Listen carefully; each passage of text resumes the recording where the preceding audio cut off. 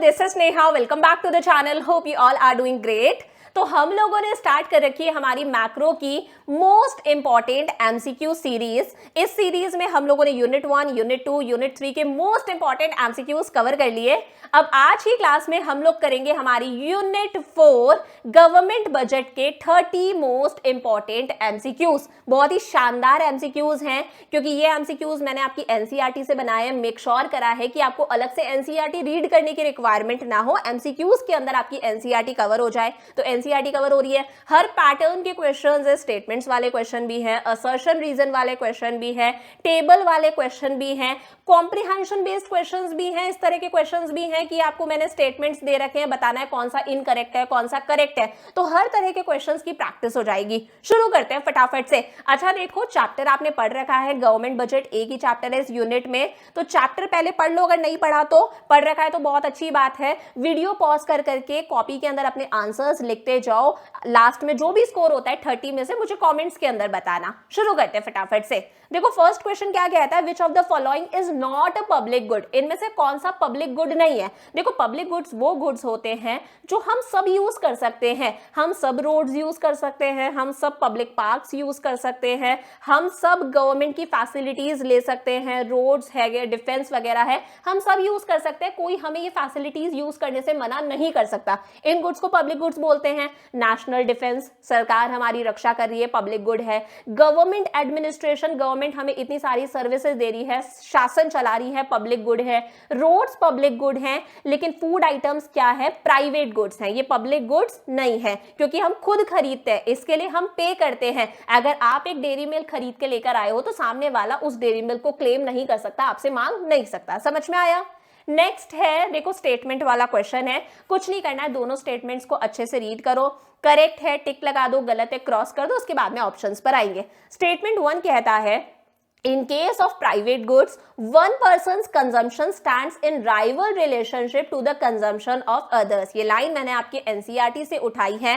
देखो एक होते हैं पब्लिक गुड्स, एक होते हैं प्राइवेट गुड्स। पब्लिक गुड्स वो है जो सरकार हमें प्रोवाइड कर रही है और कोई भी हमें इन गुड्स को एंजॉय करने से रोक नहीं सकता। हम पब्लिक पार्क्स, रोड्स वगैरह आराम से यूज कर सकते हैं, कोई हमें रोक नहीं सकता। वहीं प्राइवेट गुड्स वो गुड्स होते हैं जो हम पैसा देकर खरीदते हैं। अगर आप एक अंकल चिप्स खरीदते हो, गाड़ी खरीदते हो, अपना घर खरीदते हो, लैपटॉप खरीदते हो, दीज आर प्राइवेट गुड्स। सामने वाला आपके गुड को मांग नहीं सकता, उस चीज को क्लेम नहीं कर सकता। तो प्राइवेट गुड्स वो गुड्स हैं, वन पर्सन्स कंजम्पशन। अगर आप उस चीज को कंज्यूम कर रहे हो तो कहीं ना कहीं सामने वाले व्यक्ति का कंजम्पशन कम हो गया ना। आपने एक चॉकलेट खा ली तो आपने जो चॉकलेट का प्रपोर्शन कंज्यूम कर लिया, उस प्रपोर्शन को तो सामने वाला कंज्यूम नहीं कर सकता ना, उस चीज की अवेलेबिलिटी कम हो गई। तो यहां पर राइवल रिलेशनशिप होता है, कंपटीशन होता है। सही बात है, यही प्राइवेट गुड्स होते हैं। आपका प्रपोर्शन आपने खत्म कर दिया, सामने वाले को वो प्रपोर्शन नहीं मिलेगा, उसे दूसरी डेयरी मिल्क मिलेगी। ये प्राइवेट गुड्स होते हैं।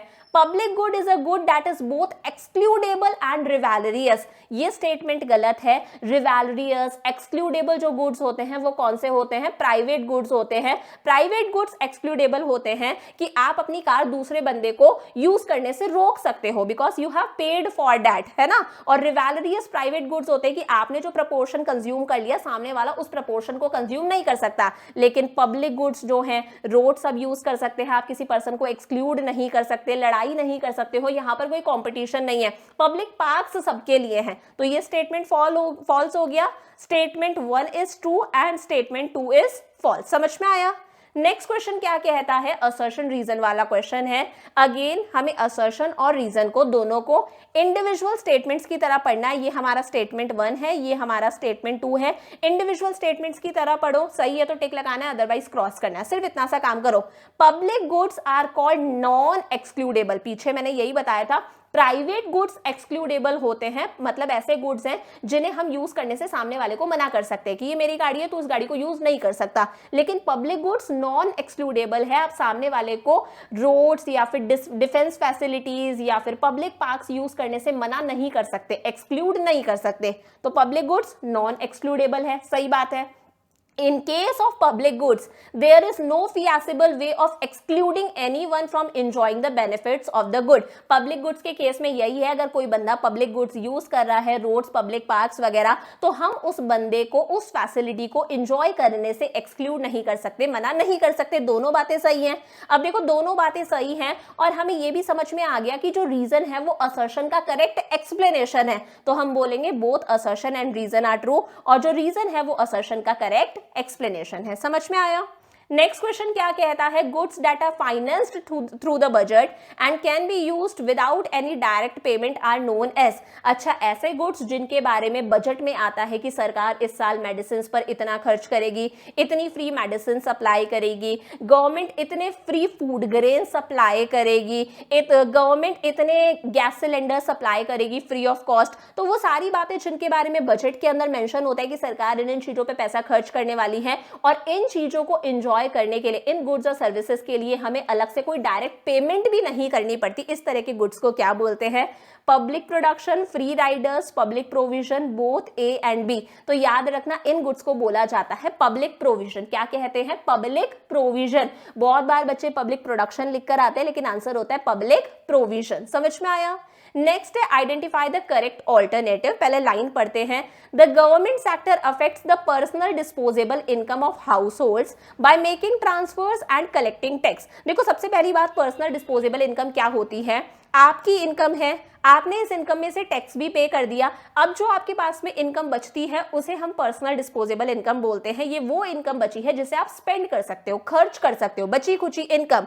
अब जो गवर्नमेंट है वो चाहे तो हमारी पर्सनल डिस्पोजेबल इनकम को इंक्रीज भी कर सकती है, वो चाहे तो डिक्रीज भी कर सकती है। किस तरह से कर सकती है? देखो, अगर गवर्नमेंट टैक्सेस इंक्रीज कर देगी तो हम टैक्सेस ज्यादा देंगे, तो हमारे पास में पर्सनल डिस्पोजेबल इनकम खर्च करने के लिए इनकम कम बचेगी। समझ में आया?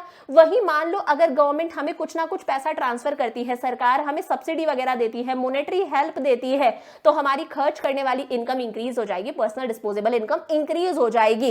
गवर्नमेंट के इस काम को क्या बोला जाता है? Fair system, redistribution function, stabilisation function, none of the above. तो इसे हम लोग बोलते हैं रीडिस्ट्रीब्यूशन फंक्शन। क्या कहते हैं? रीडिस्ट्रीब्यूशन फंक्शन, कि कैसे गवर्नमेंट हमारी पर्सनल डिस्पोजेबल इनकम को टैक्सेस के अंदर चेंज करके, ट्रांसफर्स में चेंज करके इंक्रीज डिक्रीज कर सकती है। समझ में आया?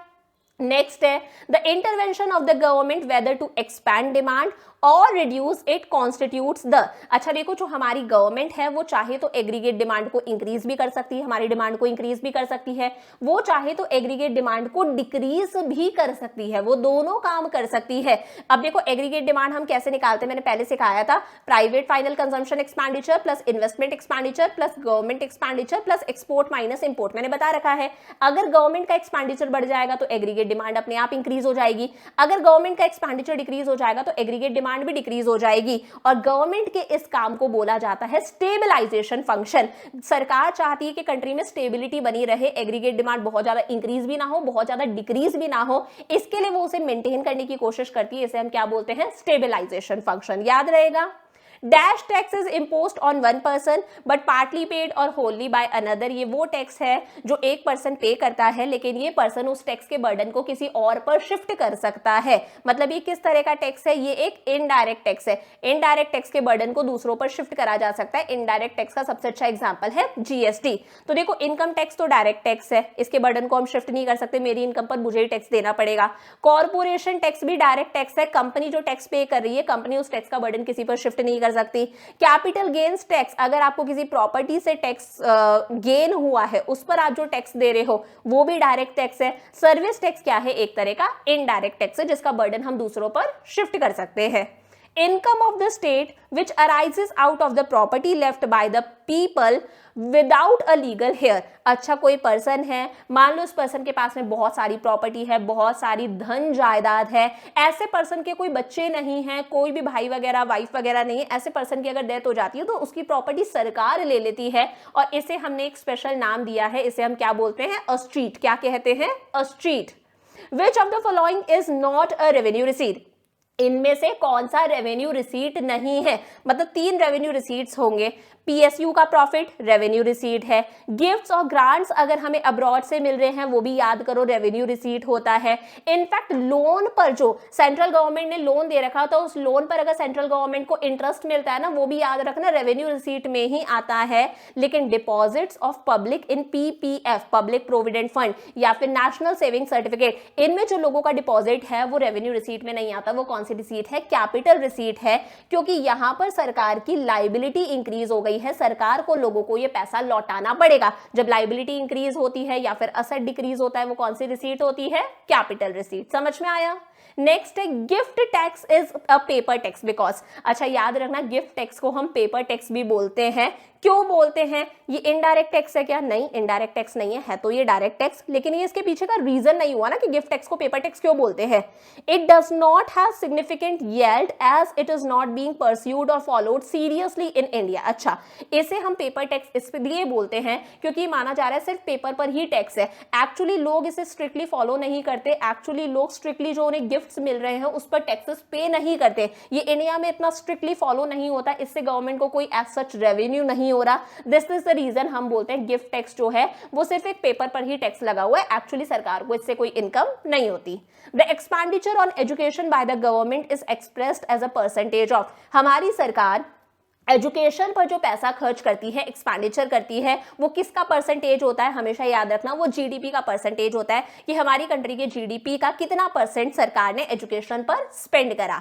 If primary deficit is 3500, interest payment is 500, हमें फिस्कल डेफिसिट निकालना है। बहुत आसान सा है, याद करो प्राइमरी डेफिसिट का फॉर्मूला होता है फिस्कल डेफिसिट, उसमें से हम माइनस कर देते हैं इंटरेस्ट पेमेंट, यही फॉर्मूला होता है। जो जो गिवन है लिख लो। प्राइमरी डेफिसिट हमारे पास में 3500 है, फिस्कल डेफिसिट हमारे पास में गिवन नहीं है, माइनस इंटरेस्ट पेमेंट 500 है, तो 3500, ये वाला 500 हमारे पास में यहां आ गया तो ये प्लस का 500 हो गया, is equal to fiscal deficit. तो 3500 और 500 कितना हो गया हमारे पास में? 4000। फिस्कल डेफिसिट कितना आ गया? 4000। बी करेक्ट आंसर है। समझ में आया? नेक्स्ट क्वेश्चन क्या कहता है? Expenditure on relief of earthquake victims, earthquake victims पर सरकार जो पैसा खर्च कर रही है उनके रिलीफ के लिए, उनके खाने वगैरह के लिए सरकार जो पैसा खर्च करती है ये नॉन प्लान एक्सपेंडिचर होता है, क्योंकि इसके बारे में गवर्नमेंट ने पहले से प्लान नहीं करा था। याद रखना। Choose the incorrect statement from the following, 3 statements correct हैं, हमें इनकरेक्ट बताना है। Government through its budget tries to minimise income inequality, सही बात है, सरकार अपने बजट के थ्रू ये मेक श्योर करके रखती है कि कंट्री में इनकम का डिस्ट्रीब्यूशन इक्वल रहे, अनइक्वल ना हो। ऐसा ना हो कि रिच रिचर बनता जा रहा है, पुअर पुअरर बनता जा रहा है। तो सरकार जो है इनकम के अंदर जो इनइक्वालिटी है उसे मिनिमाइज करने की कोशिश करती है, ये सही बात है। Budget is prepared by all the levels of government, yes, सारी लेवल्स ऑफ गवर्नमेंट जो है वो बजट बनाती है। सेंट्रल गवर्नमेंट का भी बजट होता है, स्टेट गवर्नमेंट का भी बजट होता है, सब लेवल्स पर बनता है। Government budget is an annual statement, हाँ भाई एनुअल स्टेटमेंट है, of income and expenditure of government, जिसमें हम सरकार के इनकम और एक्सपेंडिचर की बात करते हैं फॉर करंट फिस्कल ईयर। याद रखना जो बजट होता है वो करंट फिस्कल ईयर के लिए नहीं बनता, वो हमेशा नेक्स्ट फिस्कल ईयर के लिए बनता है। जो अभी बजट आया है वो नेक्स्ट ईयर लागू होगा 1 अप्रैल से 31 मार्च तक, तो नेक्स्ट फिस्कल ईयर के लिए होता है। ये स्टेटमेंट इनकरेक्ट है, तो C is the correct answer. Next क्या कहता है? Fiscal deficit in government budget indicates, fiscal deficit क्या इंडिकेट करता है? तो मैं पहले ही याद दिला देती हूँ, एक तो फिस्कल डेफिसिट का दूसरा नाम था बोरोइंग्स, फिस्कल डेफिसिट को हम हमारी बोरोइंग्स भी बोलते हैं। ये क्या शो करता है? Excess of capital expenditure over capital receipts, नहीं। याद करो फिस्कल डेफिसिट का फॉर्मूला क्या होता है? फिस्कल डेफिसिट का फॉर्मूला होता है टोटल एक्सपेंडिचर, ठीक है, टोटल एक्सपेंडिचर में रेवेन्यू एक्सपेंडिचर कैपिटल एक्सपेंडिचर दोनों आ गया, माइनस टोटल रिसीट्स। बस टोटल रिसीट्स में हमें एक चीज नहीं लेनी, याद रखना टोटल रिसीट्स में दोनों आ गई, रेवेन्यू रिसीट्स भी आ गई और कैपिटल रिसीट्स भी आ गई। बस ये याद रखना other than borrowings, other than borrowings, capital receipts में जो बोरोइंग्स होती हैं वो हमें यहां पर नहीं लेनी। समझ में आया? Excess of revenue expenditure over revenue receipts तो रेवेन्यू डेफिसिट होता है, ये भी गलत हो गया। Borrowing requirements of the state government, नहीं, यहां पर तो हम स्टेट गवर्नमेंट की बात ही नहीं कर रहे, हम तो सेंट्रल गवर्नमेंट की बात कर रहे हैं। एक्सेस ऑफ टोटल एक्सपेंडिचर, सही है, total expenditure over revenue receipts, total expenditure में से हमने रेवेन्यू रिसीट्स तो पूरी पूरी माइनस कर दी, and non debt creating capital receipts, capital receipts हम वो ले रहे हैं जो नॉन डेट है, यानी कि इसमें हम लाइबिलिटीज को, डेट को, कर्जे को इंक्लूड नहीं कर रहे। सही बात है, तो D is the correct answer. Total expenditure में से रेवेन्यू रिसीट्स हम लोगों ने माइनस कर दिया और कैपिटल रिसीट्स भी माइनस कर दी। कैपिटल रिसीट्स कौन सी माइनस करी है? सिर्फ नॉन डेट वाली, मतलब बोरोइंग्स को इंक्लूड नहीं करा। Next question, borrowings in government budget are, अभी पीछे मैंने बताया बोरोइंग्स को हम क्या बोलते हैं? फिस्कल डेफिसिट बोलते हैं, हमेशा याद रखना, न्यूमेरिकल क्वेश्चन में काम आएगा। The non tax revenue is, अब देखो गवर्नमेंट को जो रेवेन्यू होता है उसके दो सोर्सेज है, एक तो होता है टैक्स रेवेन्यू, एक तो होता है टैक्स रेवेन्यू कि सरकार ने टैक्स से कितना कमाया, और एक होता है नॉन टैक्स, एक होता है नॉन टैक्स। हमने पढ़ा था ना, रेवेन्यू रिसीट्स दो तरह की होती हैं, टैक्स रेवेन्यू और नॉन टैक्स रेवेन्यू। इनमें से नॉन टैक्स कौन सा है? देखो एक्सपोर्ट ड्यूटी, ड्यूटी पहले के जमाने में टैक्स को ड्यूटी बोलते थे, ये टैक्स है। इंपोर्ट ड्यूटी टैक्स है। एक्साइज मतलब मैन्युफैक्चरिंग पर जो टैक्स देते हैं उसे एक्साइज बोलते हैं, ये भी टैक्स है। डिविडेंड जो मिल रहा है, सरकार ने कोई इन्वेस्टमेंट कर रखी है उस पर सरकार को अगर इंटरेस्ट मिल रहा है, डिविडेंड मिल रहा है, वो क्या है? गवर्नमेंट का नॉन टैक्स रेवेन्यू है। Next, Government of India has recently implemented various measures like cash transfers to senior citizens and widows. अच्छा, ये आपने सबने देखा होगा, आपके घर में जो भी दादाजी दादी जी हैं, हमारे ग्रैंड पेरेंट्स हैं, नाना नानी वगैरह हैं, जो सीनियर सिटीजन्स हैं या फिर जो विडोज वगैरह है, सरकार उन्हें पेंशन देती है अपनी तरफ से। ये स्टेप गवर्नमेंट ले रही है। The government is trying to achieve the objective of, इस काम के थ्रू सरकार क्या करना चाहती है? इकोनॉमिक स्टेबिलिटी नहीं, उसका रिलेशन तो इन्फ्लेशन डिफ्लेशन से, एग्रीगेट डिमांड ज्यादा कम से है। रीजनल इक्वालिटी भी नहीं, क्योंकि हर रीजन के अंदर सरकार ये फैसिलिटी दे रही है, किसी पर्टिकुलर एरिया में नहीं दे रही, हर एरिया में दे रही है। रीडिस्ट्रीब्यूशन ऑफ इनकम, ताकि इनकम का रीडिस्ट्रीब्यूशन हो सके, रिच लोग ज्यादा रिचर ना होते जाए, जो पुअर लोग हैं उन्हें सरकार फैसिलिटी दे रही है ताकि वो रिच लोगों के बराबर आ सके, उनका थोड़ा सा अपलिफ्टमेंट हो। Redistribution of income. Loans granted to state government, हमारी जो सेंट्रल गवर्नमेंट है वो जब स्टेट गवर्नमेंट को, मान लो कोई भी स्टेट गवर्नमेंट है, एमपी, राजस्थान, यूपी, कोई भी स्टेट गवर्नमेंट है, उसे जब लोन देती है, ये किसका एग्जाम्पल है? तो देखो, जब सेंट्रल गवर्नमेंट लोन दे रही है, लोन लेने से लाइबिलिटी क्रिएट होती है, लेकिन जब हम लोन देते हैं ना, तो उससे हमारा असेट इंक्रीज हो जाता है। क्या होता है? असेट इंक्रीज हो जाता है। तो लोन दिया तो ये डेफिनेटली क्या है? एक्सपेंडिचर है, रिसीट नहीं है, एक्सपेंडिचर है। लेकिन ऐसा खर्चा जिसकी वजह से हमारा एसेट बढ़ जाए, इस तरह के खर्चे को हम बोलते हैं capital expenditure. Disinvestment of government companies and borrowings from World Bank comes under dash of the government। देखो, एक तो सरकार ने डिसइन्वेस्टमेंट कर दिया, यानी कि गवर्नमेंट ने जो अपने शेयर्स हैं, पब्लिक सेक्टर अंडरटेकिंग्स के जो शेयर्स हैं, उन्हें किसे सेल कर दिया है? प्राइवेट एंटरप्रेन्योर्स को सेल कर दिया। तो यहाँ पर सरकार के असेट्स क्या हो चुके हैं? कम हो चुके हैं, असेट कम हो गए। और सरकार वर्ल्ड बैंक से पैसा बोरो कर रही है, असेट्स कम हो रहे हैं, वर्ल्ड बैंक से पैसा बोरो करा, मतलब लाइबिलिटी इंक्रीज हो चुकी है। इस तरह की रिसीट्स को हम कौन सी रिसीट्स बोलते हैं? इस तरह की रिसीट्स को हम बोलते हैं कैपिटल रिसीट्स। पहली बात तो ये रिसीट है क्योंकि यहां पर वर्ल्ड बैंक से पैसा बोरो करा है, पैसा आ रहा है, और डिसइन्वेस्टमेंट करा है, शेयर्स बेचे हैं तो भी पैसा आ रहा है, तो डेफिनेटली रिसीट्स हैं, है ना। और कौन सी रिसीट्स हैं? कैपिटल रिसीट्स हैं, क्योंकि असेट कम हो रहा है, लाइबिलिटी इंक्रीज हो रही है। The government starts selling its securities to private sector. What is this process called? आसान सा है, जब गवर्नमेंट अपनी सिक्योरिटीज, अपने शेयर्स प्राइवेट सेक्टर को बेचने लग जाती है, इस काम को हम लोग बोलते हैं डिसइन्वेस्टमेंट। क्या कहते हैं? Disinvestment. Dash increases the liability of the government, इनमें से किसकी वजह से सरकार की लाइबिलिटी इंक्रीज होती है? याद करो, लाइबिलिटी इंक्रीज हो रही है। लाइबिलिटी कब इंक्रीज होती है? जब पैसा आता है तो लाइबिलिटी इंक्रीज हो रही है, मतलब पैसा आ रहा है, रिसीट्स हो रही है, एक्सपेंडिचर नहीं है। पहले तो एक्सपेंडिचर को काट दो, ठीक है ना, क्योंकि खर्चा होता है तो एसेट कम हो जाता है, हम एसेट बेचते हैं, या फिर लाइबिलिटी कम होती है तो एक्सपेंडिचर काट दिया। अब देखो, कैपिटल रिसीट्स जब सरकार करती है तो उसकी वजह से सरकार की लाइबिलिटी इंक्रीज हो जाती है।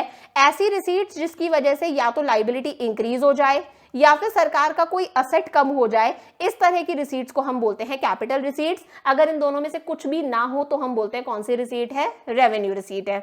नेक्स्ट, स्टेटमेंट वाला क्वेश्चन है, एक्सपेंडिचर ऑन उज्ज्वला योजना launched by the government is an example of capital expenditure. ये जो हमारी सरकार उज्ज्वला योजना के तहत जो लोग बिलो पॉवर्टी लाइन आते हैं उन्हें गैस सिलेंडर सप्लाई कर रही है, एलपीजी सप्लाई कर रही है, ये क्या कैपिटल एक्सपेंडिचर में आता है? ये कैपिटल एक्सपेंडिचर में नहीं आता, क्योंकि देखो ये कैसा खर्चा है, जब हम खर्चा करते हैं तो उसकी वजह से या तो हमारा असेट इंक्रीज होता है। कैपिटल एक्सपेंडिचर कौन सा एक्सपेंडिचर होता है जिसकी वजह से या तो हमारा एक्सपेंडिचर इंक्रीज हो जाए या हमारी लाइबिलिटी कम हो जाए। अब मुझे बताओ, सरकार उज्ज्वला योजना के थ्रू गरीब लोगों को गैस सिलेंडर्स दे रही है, इससे सरकार का क्या कोई असेट इंक्रीज हो रहा है? नहीं हो रहा। क्या ये सरकार की लाइबिलिटी है? ये सरकार की लाइबिलिटी भी नहीं है, दोनों काम नहीं हो रहे ना, तो ये कैपिटल एक्सपेंडिचर कैसे हो सकता है? ये कैसा एक्सपेंडिचर है? रेवेन्यू एक्सपेंडिचर है। स्टेटमेंट 1 फॉल्स हो गया। Expenditure on law and order is a component of plan expenditure. सरकार जो लॉ एंड ऑर्डर पर पैसा खर्च करती है वो कभी भी प्लान एक्सपेंडिचर नहीं होता है, ये नॉन प्लान एक्सपेंडिचर होता है, क्योंकि ये सरकार डे टू डे फंक्शनिंग पर पैसा खर्च कर रही है, रूटीन वर्क पर पैसा खर्च कर रही है। दोनों स्टेटमेंट्स गलत हैं, both statement 1 and 2 are false. समझ में आया? Next question, primary deficit can be zero if. Primary deficit हमारा जीरो कब हो सकता है? प्राइमरी डेफिसिट का फॉर्मूला क्या होता है? Fiscal deficit minus interest payments. Primary deficit zero कब हो सकता है? देख लो, फिस्कल डेफिसिट माइनस इंटरेस्ट, यही है। अगर मैंने जीरो को यहां लिया, मैं फिस्कल डेफिसिट को इधर ले आती हूं, माइनस हो जाएगा, इज इक्वल टू माइनस का इंटरेस्ट ही बचेगा। सही कर रही हूं, जीरो की कोई वैल्यू नहीं होती, इधर माइनस का फिस्कल डेफिसिट है, इधर माइनस का इंटरेस्ट है, माइनस माइनस कैंसिल हो गया। जब फिस्कल डेफिसिट और इंटरेस्ट दोनों इक्वल होंगे, फिस्कल डेफिसिट और इंटरेस्ट दोनों इक्वल होंगे, तब प्राइमरी डेफिसिट हमारा जीरो आएगा। सिंपल सी बात है, मैंने कहा 5,000 का फिस्कल डेफिसिट है, 5,000 ही सरकार ने इंटरेस्ट पे कर दिया, दोनों इक्वल हैं, तो फिस्कल प्राइमरी डेफिसिट अपने आप कितना आएगा हमारे पास में? जीरो आएगा। समझ में आया? तो प्राइमरी डेफिसिट जीरो कब आएगा? जब फिस्कल डेफिसिट और इंटरेस्ट पेमेंट्स दोनों क्या है? इक्वल है। Which of the following is an implication of fiscal deficit? Fiscal deficit को ही हम क्या बोलते हैं? बोरोइंग्स। अगर सरकार की बोरोइंग्स ज्यादा हो जाती हैं तो उसका क्या इम्प्लीकेशन, क्या रिजल्ट होगा? कंट्री में इन्फ्लेशन आएगा। सरकार पैसा ज्यादा बोरो कर रही है, मतलब सरकार के पास में पैसा आया, अगर सरकार के पास में पैसा आएगा तो गवर्नमेंट का एक्सपेंडिचर इंक्रीज होगा, और गवर्नमेंट का एक्सपेंडिचर इंक्रीज होगा तो एग्रीगेट डिमांड अपने आप इंक्रीज हो जाएगी। इरोजन ऑफ गवर्नमेंट क्रेडिबिलिटी, एक ऐसी सरकार जो बार बार पैसा बोरो करती रहती है उसकी क्रेडिबिलिटी यानी कि मार्केट में जो इमेज है वो इमेज डाउन हो जाती है, इंटरनेशनल मार्केट में इमेज डाउन होती है, कोई इजीली लोन नहीं देता, ये भी सही है। क्राउडिंग आउट, जब सरकार ही सारा पैसा बोरो कर ले तो प्राइवेट सेक्टर के पास में तो पैसा बचेगा ही नहीं बोरो करने के लिए। जब सारे बैंक्स वगैरह सरकार को ही पैसा देते जाएंगे तो बैंक्स के पास में इतना पैसा नहीं बचेगा कि प्राइवेट इन्वेस्टर्स को भी पैसा दिया जा सके। तो सारे इसकी इंप्लीकेशंस है, हमने पढ़ा था, आंसर क्या होगा? All of these. नेक्स्ट हमें आमने सामने मैच करना है। प्रोग्रेसिव टैक्स, प्रोग्रेसिव टैक्स कौन सा होता है? जैसे जैसे इनकम इंक्रीज होती जाती है, जब टैक्स की रेट्स भी इंक्रीज हो उसे हम प्रोग्रेसिव टैक्स बोलते हैं। Rate of tax decreases with increase in income, उल्टा लिखा है, जैसे जैसे इनकम बढ़ती जा रही है टैक्स की रेट्स भी कम होती जा रही है, ये प्रोग्रेसिव टैक्स नहीं होता। Revenue expenditure impact asset liability status of the government, गलत है। रेवेन्यू एक्सपेंडिचर और रेवेन्यू रिसीट्स दोनों की वजह से सरकार के असेट लाइबिलिटी के स्टेटस में चेंज नहीं आता है। कैपिटल एक्सपेंडिचर, कैपिटल रिसीट्स की वजह से सरकार के असेट लाइबिलिटी में चेंज आता है। वेल्थ टैक्स एक डायरेक्ट टैक्स है, इनडायरेक्ट टैक्स नहीं है, तो बचा एक ही। रेवेन्यू डेफिसिट का फॉर्मूला क्या होता है? Revenue expenditure minus revenue receipts, तो D is correct answer. Next, find borrowings. Borrowings मतलब हमें क्या निकालना है? हमें फिस्कल डेफिसिट निकालना है। If payment of interest is estimated to be 15,000, अच्छा हमारे पास में इंटरेस्ट गिवन है, कितना है इंटरेस्ट? 15,000 करोड़ इंटरेस्ट गिवन है, which is 25% of primary deficit, और ये जो इंटरेस्ट है ये प्राइमरी डेफिसिट का 25% है। चलो प्राइमरी डेफिसिट को x मान लेते हैं, तो x का मतलब प्राइमरी डेफिसिट का 25% हम निकाल रहे हैं। 25% क्या आएगा हमारे पास में? इंटरेस्ट आएगा, विच इज ऑलरेडी गिवन, कितना है? 15,000। 25 1 जा 25 4 जा, तो ऊपर तो x है, नीचे हमारे पास में 4 है, इज इक्वल टू 15,000। कुछ नहीं करेंगे, क्रॉस मल्टीप्लाई करेंगे तो x की वैल्यू आ जाएगी 15 4 जा 60,000। ये हमारे पास में क्या आ गया? हमारा प्राइमरी डेफिसिट। समझ में आ गया? प्राइमरी डेफिसिट हमने x को माना था, हमें क्या निकालना है? हमें बोरोइंग्स निकालनी है। तो प्राइमरी डेफिसिट का फॉर्मूला क्या होता है? फिस्कल डेफिसिट माइनस इंटरेस्ट, यही होता है। प्राइमरी डेफिसिट कितना आया हमारे पास में? 60,000 is equal to fiscal deficit हमें निकालना है, क्योंकि बोरोइंग्स को ही हम फिस्कल डेफिसिट बोलते हैं, माइनस इंटरेस्ट कितना है हमारे पास में? 15,000 है, तो ये 60,000, ये 15,000 इधर आ जाएगा, प्लस का 15,000, तो फिस्कल डेफिसिट हमारे पास में आ जाएगा 75,000। कितना आया? 75,000। Next question, payment of interest by the government during the year. अच्छा, ये इंटरेस्ट हमारे पास में गिवन है, इंटरेस्ट कितना गिवन है 75,000। while the excess of budgetary expenditure over budgetary receipts net of borrowings, मतलब एक्सपेंडिचर में से रिसीट्स माइनस कर दिया और उसमें हमने बोरोइंग्स इंक्लूड नहीं करा है, मतलब फिजिकल डेफिसिट हमारे पास में गिवन है 1,15,000। व्हाट इज प्राइमरी डेफिसिट, हमें प्राइमरी डेफिसिट निकालना है। तो आसान सा क्वेश्चन है, प्राइमरी डेफिसिट का फॉर्मूला मैंने बता ही दिया, फिजिकल डेफिसिट में से माइनस कर दो हमारा इंटरेस्ट पेमेंट्स, तो ये हमारे पास में आ जाएगा 40,000। 40,000 क्या आ गया हमारे पास में प्राइमरी डेफिसिट। आसान सा क्वेश्चन था, बस ये लाइन समझने की जरूरत है। एक्सेस ऑफ बजटरी एक्सपेंडिचर मतलब टोटल एक्सपेंडिचर में से टोटल रिसीट्स को माइनस कर दिया, नेट ऑफ बोरोइंग्स जिसमें बोरोइंग्स इंक्लूड नहीं है। Find primary deficit, again primary deficit निकालना है। रेवेन्यू एक्सपेंडिचर गिवन है, रेवेन्यू एक्सपेंडिचर कितना है 70,000 है। बोरोइंग्स भी हमारे पास में गिवन है, बोरोइंग्स को ही हम क्या बोलते हैं फिजिकल डेफिसिट बोलते हैं, 15,000 है। और रेवेन्यू रिसीट्स भी गिवन है, रेवेन्यू एक्सपेंडिचर भी गिवन है और रेवेन्यू रिसीट्स भी गिवन है, तो कहीं ना कहीं इससे हम रेवेन्यू डेफिसिट निकाल सकते हैं। Interest payments are 25% of revenue deficit, और इंटरेस्ट पेमेंट्स जो है वो रेवेन्यू डेफिसिट का 25% है। तो ध्यान करो, इस क्वेश्चन में हम रेवेन्यू डेफिसिट निकाल सकते हैं। कैसे निकाल सकते हैं, रेवेन्यू एक्सपेंडिचर गिवन है, रेवेन्यू रिसीट्स गिवन है, तो रेवेन्यू डेफिसिट का फॉर्मूला क्या होता है, रेवेन्यू एक्सपेंडिचर में से रेवेन्यू रिसीट्स को माइनस कर दो। रेवेन्यू एक्सपेंडिचर 70,000 है, रेवेन्यू रिसीट्स कितनी है 50,000 है, तो ये हमारे पास में रेवेन्यू डेफिसिट आ गया 20,000। समझ में आया, 20,000। इंटरेस्ट पेमेंट कितना दे रखा है 25% रेवेन्यू डेफिसिट का, रेवेन्यू डेफिसिट आ गया तो इंटरेस्ट पेमेंट हम निकाल सकते हैं। इंटरेस्ट कितना आएगा, जो भी रेवेन्यू डेफिसिट आया है 20,000 उसका कितना निकालना है 25%, तो निकाल लेते हैं। 25 1 जा 25 4 जा 4 1 जा 4 5 जा 20, कितना आया 5,000, तो इंटरेस्ट हमारे पास में आ गया 5,000। समझ में आया। हमें निकालना क्या है, प्राइमरी डेफिसिट निकालना है। प्राइमरी डेफिसिट का सिंपल सा फॉर्मूला है, जो फिजिकल डेफिसिट है उसमें से इंटरेस्ट को माइनस कर दो। फिजिकल डेफिसिट कितना है 15,000 है, माइनस इंटरेस्ट कितना है हमारे पास में 5,000 है, तो ये प्राइमरी डेफिसिट आ गया हमारे पास में 10,000। समझ में आया, कितना आया 10,000। लास्ट क्वेश्चन क्या कहता है, identify the incorrect statement. 3 correct है, 1 इनकरेक्ट है। It records all the transactions which are recurring in nature. अच्छा, identify the incorrect statement from the following about the revenue budget. Revenue budget से related बात कर रहे हैं। Revenue budget records all the transactions which are recurring in nature. Revenue budget में वो सारे transaction आते हैं which are recurring in nature, जो बार बार repeatedly occur करते हैं। ऐसी चीजें जो बार बार हो रही है वो सारी चीजें रेवेन्यू बजट में आती हैं। सही है। It has 2 components, revenue budget में 2 चीजें आती है, एक तो रेवेन्यू रिसीट्स और एक रेवेन्यू एक्सपेंडिचर, ये भी सही है। Proceeds from disinvestment are recorded under this category, ये गलत हो गया। जब हम डिसइन्वेस्टमेंट करते हैं, जब सरकार अपने शेयर्स को प्राइवेट एंटरप्रेन्योर्स को सेल करती है, उसे हम डिसइन्वेस्टमेंट बोलते हैं, तो उसकी वजह से तो सरकार के असेट्स कम हो गए ना। और हम लोगों ने पढ़ा है रेवेन्यू बजट में हम कोई भी ऐसी चीज रिकॉर्ड नहीं करते जिसकी वजह से हमारे असेट लाइबिलिटी के स्टेटस में चेंज आए, तो यहाँ पर हमारा असेट कम हो चुका है ना, इस तरह की रिसीट को हम कैपिटल रिसीट बोलते हैं, ये रेवेन्यू बजट में नहीं आता, तो इनकरेक्ट स्टेटमेंट हमारा सी हो गया। समझ में आया। इसी के साथ में हम लोगों ने मैक्रो की 4 यूनिट्स के मोस्ट इंपॉर्टेंट एमसीक्यूज कवर कर लिए।